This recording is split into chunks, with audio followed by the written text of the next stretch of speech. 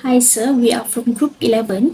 The study that we choose to complete our group assignment regarding ethical issue is firm behavior regarding compliance on forced labor and business outcomes in the Malaysian palm oil industry.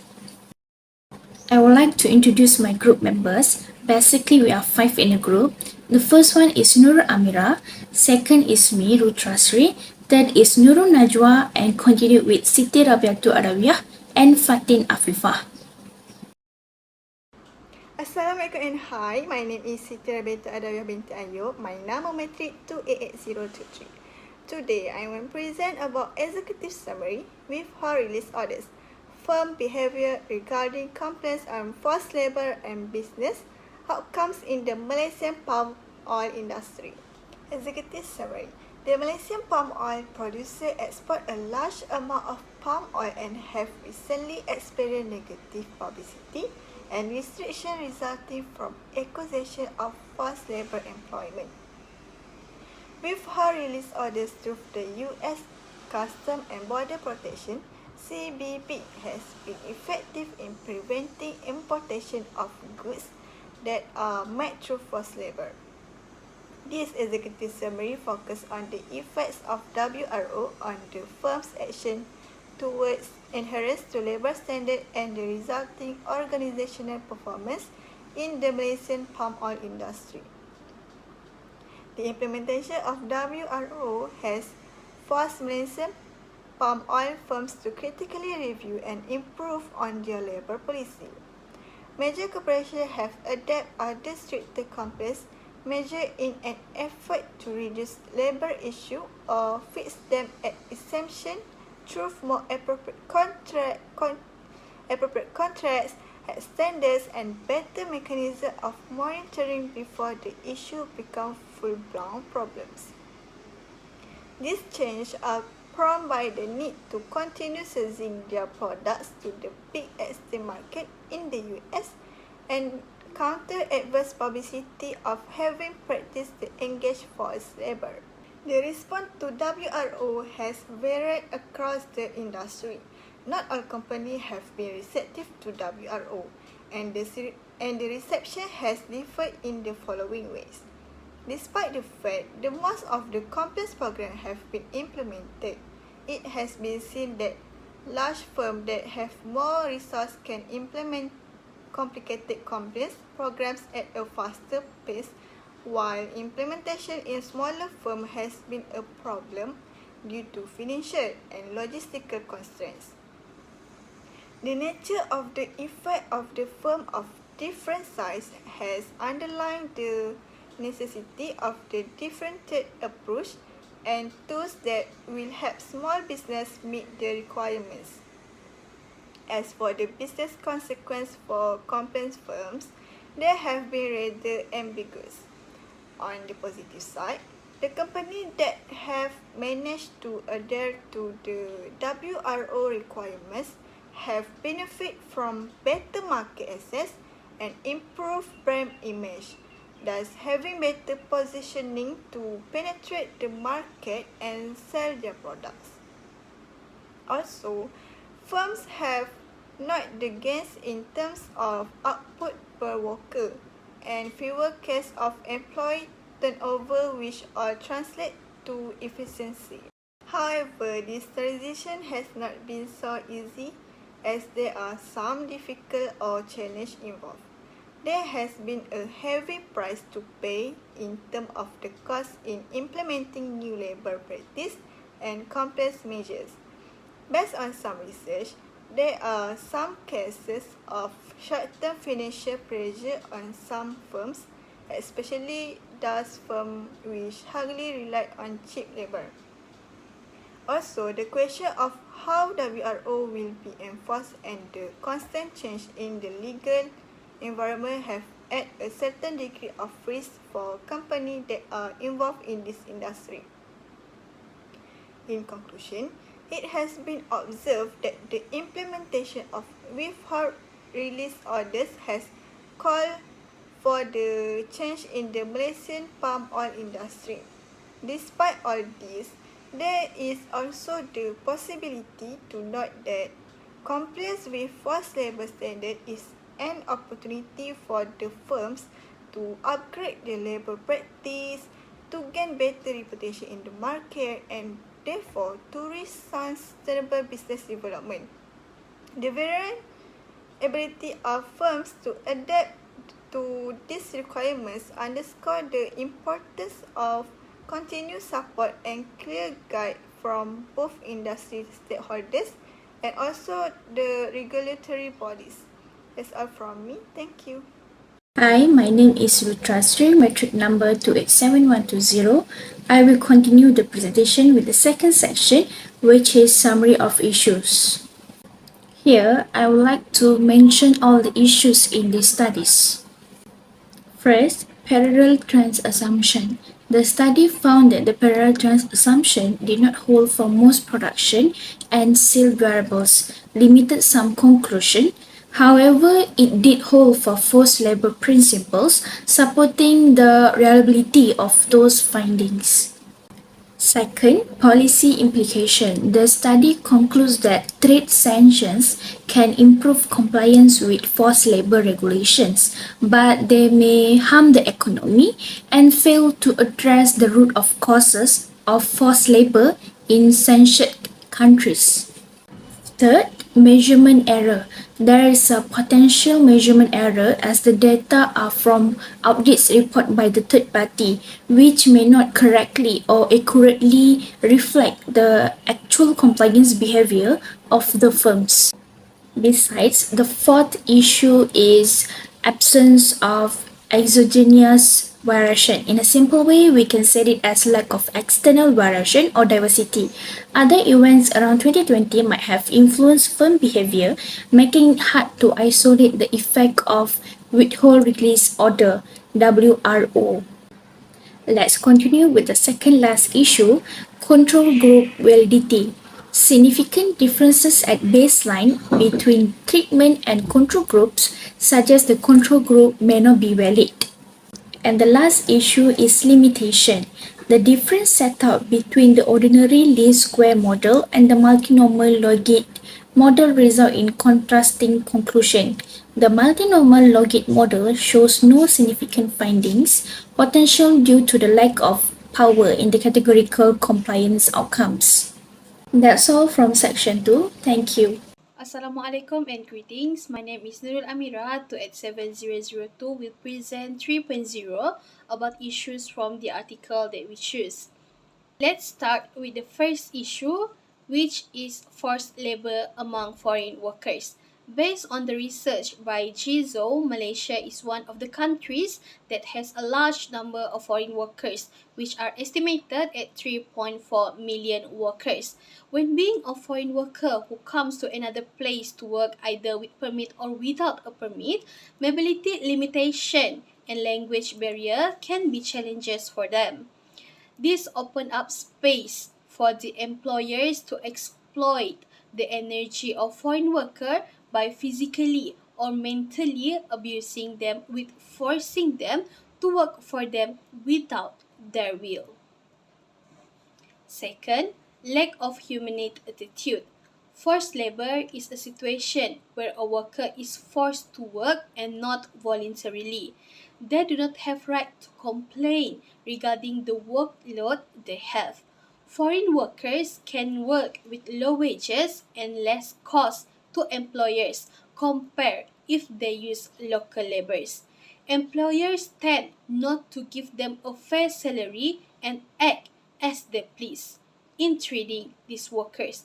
Not only foreign workers, local workers in rural areas or villages also receive this kind of discrimination, especially from the aspect of salary payment.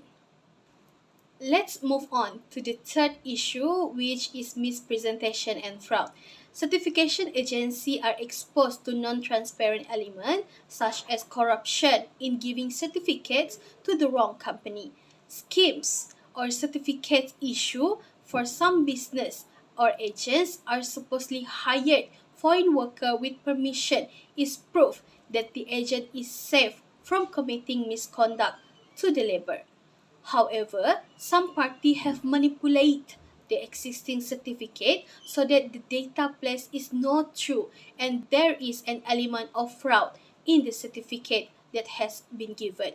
Employers tend to take an easy step in obtaining a certificate to the point that the certificate is just a paper and not for a valid using. As a result, the workers who come through the agency will be said to be an illegal immigrants. The worker do not have right to speak up or make reports because there are no valid document, causing these employers to act carelessly in managing the right of these workers. Fourth one is environmental degradation. Malaysian government policy focus on export and encourage competition to create incentive in the palm oil industry to achieve economies of scale, which put burden on palm oil growers in providing sufficient resource for the country's export needs. The palm oil industry has an impact on the environment. This includes when there is deforestation activities that will definitely affect the habitat living in the area. The existing habitat living in the forest area have to move to find a new place because the original place was already used for oil palm cultivation. Excessive use of fertilizer and chemical will also occur. This is because they want the plants to grow faster to sell. As a result, the soil will be damaged and in the future, the fertility of the soil will decrease. This will cause the sustainability of the forest for the future be affected. In fact, the use of this toxic substance will have a bad impact to the farmer itself. Last but not least, child labor. The issue of child labor in the palm oil industry in Malaysia is increasing. Due to being born in a poor family, they tend to work. Furthermore, when born to a family that is of foreign workers without any permit, they do not have the same right as other children. They had to work hard in a dangerous environment. In Asian countries, especially among forced labor worker or illegal immigrant, many workers consisting of children as young as 7 years old have work. They are forced to work as domestic workers, workers in agriculture industries such as palm oil, fishing, and not least as porter in mining areas. This will give negative impact for the child future and make them feel more tired comparing to the other children. Assalamualaikum warahmatullahi wabarakatuh. My name is Fatin Fahmi. My mention number is 288387. I will share about the demonstrability of effect on US trade restriction in the form of withhold release order, which known as WRO, on the Malaysian palm oil industry, with a particular emphasis on company conduct regarding forced labor compliance and company results. First, withhold release order may have encouraged company to adhere to a standard of conduct while minimizing non-compliance to avoid penalties.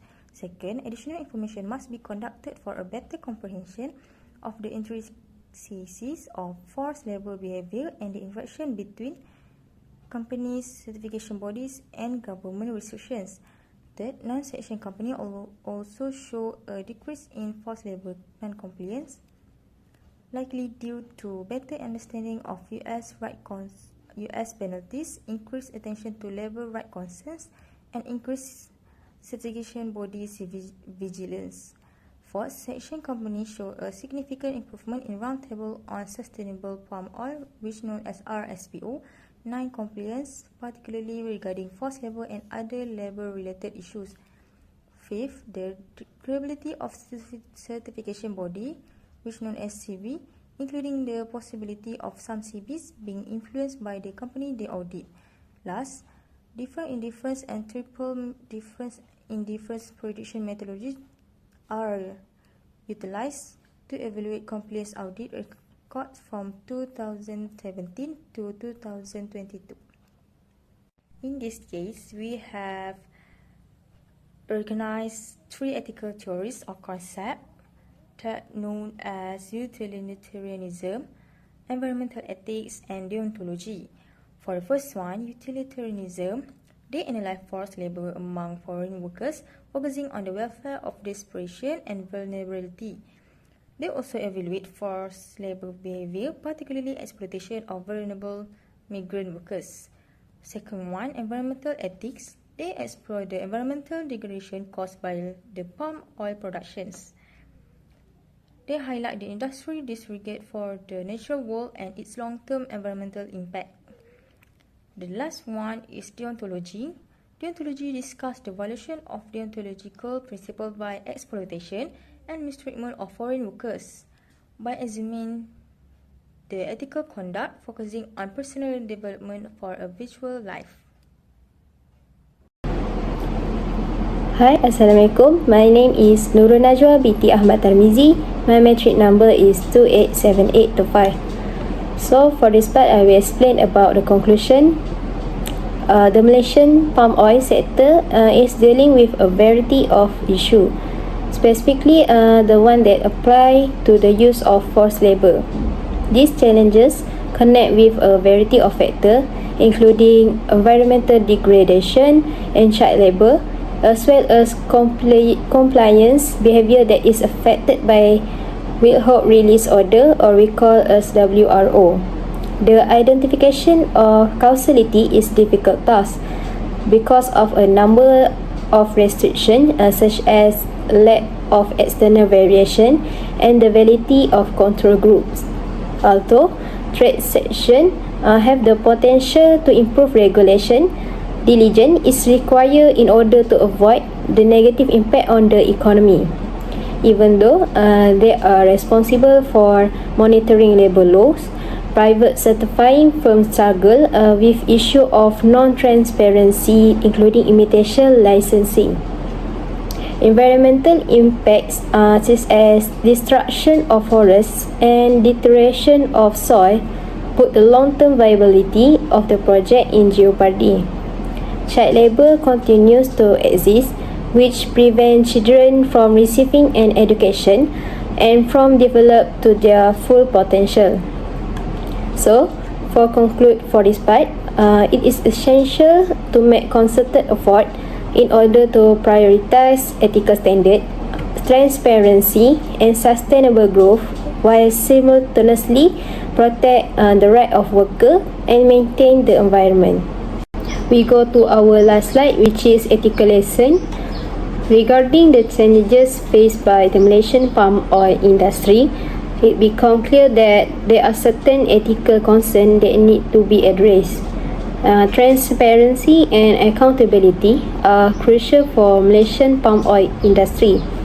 Transparency here is that play a vital role in certification process. It is crucial for agency to take responsibility for their action and ensure the validity and integrity of the certificate. Meanwhile, it is crucial for certification bodies to put in demanding auditing practice, ensure transparency, and stay to high ethical standard. Regular audit and public reporting also serve as vital for ensure accountability. Besides, fair treatment and worker welfare are important because treating worker humanly is non-negotiable.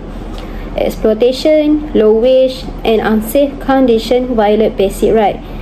Employer must prioritize fair wage, safe workplace, and ethical treatment for their worker. Certification agency should conduct a true evaluation of labor standard compliance. We are looking for a safe workplace.